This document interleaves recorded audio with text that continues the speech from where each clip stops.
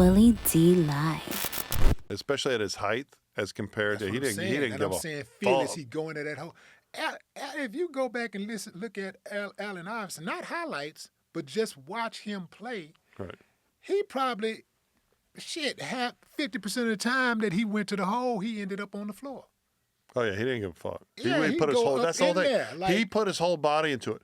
Whereas Jordan was just a specimen. Like you hear these stories of him playing 36 holes of golf, drinking all day, and then going and dropping 40, 50 points. Jordan was just Black Jesus. Like he was a different thing. When you talk to people that know him personally, I have some famous athlete friends. There is just a passion that he was just built different, right? But Kobe put in the work, right? Like Kobe was trying to be Jordan too by putting in the work. You talk about somebody that, like, from a lawyer's perspective, and I've read everything on it. I was very interested in that case. You talk about somebody that was probably only charged because he was a black guy, and had he been convicted in rural Colorado of sexual assault, despite some very, very important facts that should have given law enforcement pause, in my opinion. And it was a black cloud over Kobe's career. And the way he snitched on Shaq in the when he was being interviewed bothered me. But despite that, I think he could have gone to prison and we would have been robbed of it unfairly. I think Kobe was I personally believe Kobe was absolutely innocent.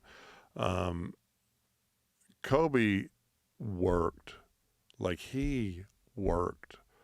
so much harder than everyone else. Like, I think LeBron is a more naturally gifted athlete than Kobe. And I think LeBron is probably a better citizen than Jordan, like outside the court. But I think Kobe worked so hard. Like, I don't even like the fucking Lakers, right? I'm a Rockets fan. But I got Kobe jerseys at the house. I got Jordan stuff too. But he just, like, people that don't follow basketball enough just don't realize. And a lot of it is attributed, well, he had Shaq. And Shaq changed the dynamic of the game. But Kobe was the fucking truth. But not Jordan, So speaking of the truth, what's the truth in the Diddy case? I mean, like, is the prosecution proving their RICO case? Look, I personally think Diddy got charged because of the Cassie Ventura video that was released from the hotel, which was just awful, right? What kind of human being stands over a crumpled woman and just beats the shit out of her because she took too long to fix her hair, right? I think Diddy has gotten away with being a horrible human being for a long time.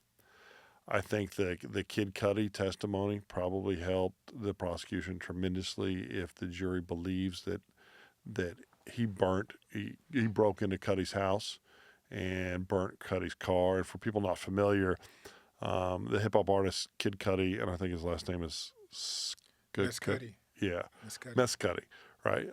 He testified at the end of last week that he had been seeing Cassie, and that Sean Combs found out, went and broke into Cudi's home, unwrapped Christmas gifts. No, he testified that he went, like, the assistant was like, "Hey, Puffy's in the house," and he just did weird shit, but left before Cudi got home, and then allegedly had someone destroy and burn Cudi's vehicle. I mean, that's alarming stuff. And arson's one of the predicate offenses. It's a federal prosecution on trafficking and RICO.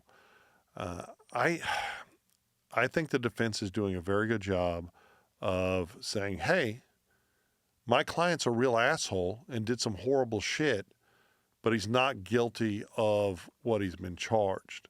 It is very hard to win when fighting the government, but it's also very hard to convict a celebrity. And the numbers, the data, African-American jurors, when you have an African-American celebrity, it makes it very difficult. I think that there's a good chance he'll get a hung jury and they'll try it again.